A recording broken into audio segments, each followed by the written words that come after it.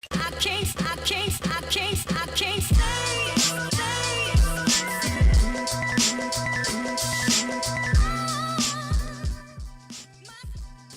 green smoke has appeared once again, and the gears have finally started spinning for the Twin Oaks. On Sunday, December 13th, Austin FC signed 5 additional players to the Verde, and on December 15th, we participated on the expansion draft pick. Howdy y'all, Twin Oaks TV here, back again with some more ATX FC content. This is going to be a more conversational video rather than me reading off of the script, and we are going to go over the details of the players that will complement Cecilio and Roddy to make our first 11 so far. A lot of players have been acquired throughout these past few days. At the time of you watching this video, I might be missing a few players, some players may have left, and others may have joined. Keep that in mind. Without further ado, let's get started. Let's get started with the players that were acquired during the half-day window in order of position, starting with the defenders. First up is Julio Cascante, the 27-year-old 6'2" center back. We got him for $250,000 general allocation money from the Portland Timbers. He is a Costa Rica international. This guy is very good on a 1v1. He likes to go offensive. He's got pretty good dribbling, and he played with Saprissa alongside Segura before joining MLS. We'll go more into Segura's background in a minute. He has 48 appearances for the Portland Timbers. Now, this guy is probably not going to be our best center back of the bunch. He was responsible for a few own goals, and a lot of players sort of look down on him because of that, but he is a solid forward piece that fits into Josh Wolff's playstyle. Next up is Nick Lima, one of the most exciting signings so far. He's a 26-year-old, 5'8", plays at right back for San Jose Earthquakes. We got him for $500,000 in general allocation money. He is a U.S. international. This guy is a beast. He has 101 MLS appearances in 4 seasons. He has 9 appearances for the U.S. men's national team, which is likely where Josh Wolff noticed him, as he used to be the assistant coach to Greg Berhalter. He can shoot with both feet, and he scores certified bangers. I think every goal this guy has scored is outside the box, if not most. Like Cascante, he is also a player that likes to go offensive, and as mentioned earlier, he has experience under Wolff's system. Moving on to the left back position is Ben Sweat, a 29-year-old 6'2". We got him for $100,000 in general allocation money from Inter Miami. He is a U.S. international. He had a bit of an offseason with Miami, not gonna lie, although the entire team did, but he was pretty solid at his previous club in NYCFC. This guy has 94 appearances in MLS with 1 goal and 11 assists. He was actually originally drafted from the Super Draft by Claudio Reyna for NYCFC, and his performances at NYCFC were so good that he actually earned a U.S. men's national team call-up. He has a very good engine. He's from Florida, so he can adapt to Texas heat. He will most likely be a depth piece for the squad, but as with the other defenders, he is also a defender that likes to go forward. Reyna has said that he knows Ben very well from his time in New York, and they feel that he fits very well into the system, mostly as a complement to Nick Lima's offensive capabilities in wide areas.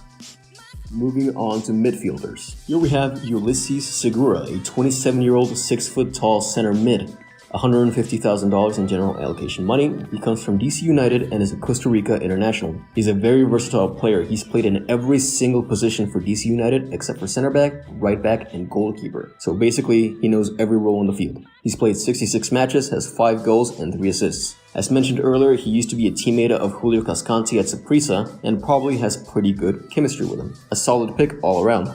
Moving on to forwards. John Gallagher, a 24-year-old 5'9", mostly right winger, but also played as a right back for Atlanta United too. We got him for $175,000 to $225,000 general allocation money depending on incentives. As I mentioned, he is from Atlanta United and he is a national of Ireland. John is a youngster that is looking to make a name for himself. He filled in for Joseph Martinez last season when he was injured, and he actually became Atlanta's top goal scorer. He's very cool-headed, he's very good at arriving in the box, and he has a very good engine. Like I said, he's young, very exciting to watch, and even though Atlanta didn't have the best season last year, 4 goals for Atlanta is nothing to scoff at. Moving on to some additional transfers. These transfers were made outside of the half-day window and outside of the draft. Nonetheless, we'll cover them.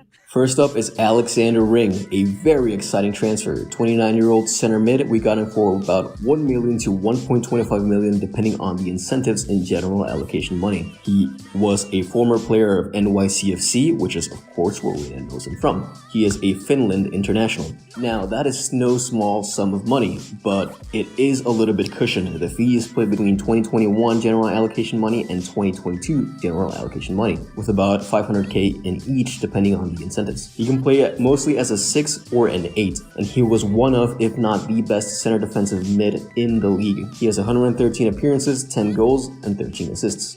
Fans of NYCFC were very sad to lose him. They've got James Sands coming up to replace him. Nonetheless, a very solid pickup for Austin FC. Next up is Hector Jimenez, a 32-year-old center mid, left back, and right back that we got as a free agent from Columbus. He is a USA international. He is listed as a midfielder by the Austin FC website, but he is listed as a left back and a right back and a right wing on Transfer Market. Seemingly, he's a very versatile player. He's a 3-time MLS Cup champion. He has 133 appearances with the Columbus Crew, including coming on in the 83rd minute for Etienne versus Seattle in the 2020 MLS Cup final. I don't really know much about this guy. I'm not gonna lie to you, I don't think this guy's a world beater. He's a little on the tail end of his career, but he is probably a good depth piece that is familiar with Wolff's style of play, as he played under Wolff as an assistant coach while Wolff was at Columbus. Next up is the latest signing so far, Johan Reyna, a 22-year-old center back with an estimated market value of $350,000. We got him for an unknown targeted allocation money fee. We got him from Club Guarani, and he is a Colombia international. This guy had some rumors pop up recently through social media that turned out to be true. He's one of my favorite signings next to Lima and Ring. Romagna is a very good, young, and talented defender. He is incredible at man-on-man marking. He's gonna have really good experience playing alongside Ronnie and Cecilio. Now, I haven't seen a lot of this guy. I can only see a few highlights. Watching the Paraguayan league is pretty difficult, but from what I've seen, this guy has a very, very good physical presence. On the downside, he's probably gonna get a red card or two throughout his time in MLS. Nonetheless, at a very young age, he's already very experienced. He has experience playing the Libertadores, and for Guarani, he had 31 appearances so far. 30 of those were starts. Probably the closest we'll have to a lock-in center back in our first season.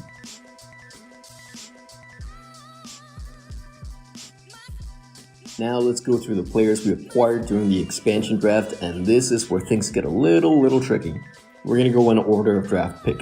First up was Danny Hewson, a 29-year-old 6'1" center forward that we drafted from San Jose Earthquakes. He is a Dutch international. He previously was an Ajax Academy product. However, his career has been on the decline in the past few years with San Jose. Nonetheless, he's a player that is featured for the Oranje and the Dutch national team. He has 104 appearances for San Jose, 23 goals, and 12 assists. Reyna and Wolff have mentioned that they see him as a lone number 9 for the time being. He played out his contract, but we picked him first anyways to avoid losing him in the re-entry draft, like another player we will talk about a little later. Second draft pick was Jared Stroud, a 24-year-old 5'10" left winger, right winger, and center mid. He comes from New York Red Bull, and he is a USA international. He was a breakout talent this past year. He played for New York Red Bull 2 before earning a call-up to the first team in the MLS, and earned 20 appearances and 11 starts in his first MLS season. He is a young player that is hungry and ready to prove himself, characteristics that Reyna likes a lot. We will have to see how he develops in the future. Next up for our third pick in the expansion draft was Brady Scott, a 21-year-old 6'2" goalkeeper that we got from Nashville SC. He's a USA international. Now, this is probably a name not many people have heard. He is a promising young goalkeeper talent who is probably mostly a depth signing, but he is expected to compete for minutes. He's a US U20 goalkeeper and won the Golden Glove in the CONCACAF U20 Championship in 2018. He also trained with the FC Köln in the Bundesliga to get some European experience. Our fourth pick of the night was Joe Corona, who is a 30-year-old 5'8" center mid from LA Galaxy, USA International. He is the most recognizable name on this list.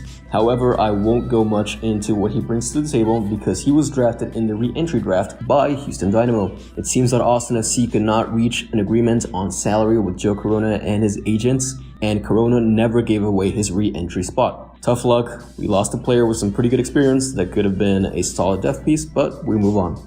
And last but not least, the fifth pick of our draft was Kamal Miller, who was traded to Montreal for $225,000 in general allocation money and a first-round pick in the 2021 Super Draft. I also won't go a lot into this guy because he was picked from Inter Miami and traded almost immediately. I think it was about maybe a minute after the draft ended, Kamal Miller had already been traded. However, this is a smart piece of business as this is the most money anyone has ever gotten for a draft pick. So props to Reyna and company for making this happen. We pretty much made up the cost of John Gallagher. In conclusion, this is some smart business all around. We got some very good deals on team building blocks, players with a lot of upside and potential under the right system. It's clear that Reyna and Wolff want to build an aggressive team that scores goals, and their picks reflect this from the center backs to the forwards. Reyna's experience and influence is also on show here, as we see that we pulled in a lot of players that Reyna had previous experience with, such as Alexander Ring and Ben Sweat. He clearly trusts these players and sees their potential.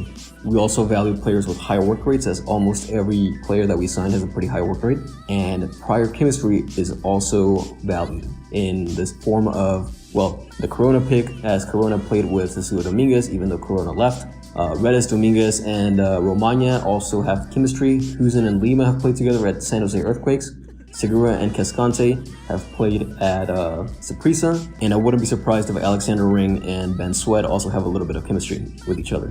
Now, what might the future look like? The roster selection so far, along with comments by Anthony Precourt, suggests that we are still in the market for a center attacking mid of the designated player quality, as well as a center forward. Precourt has stated that the signings won't stop here.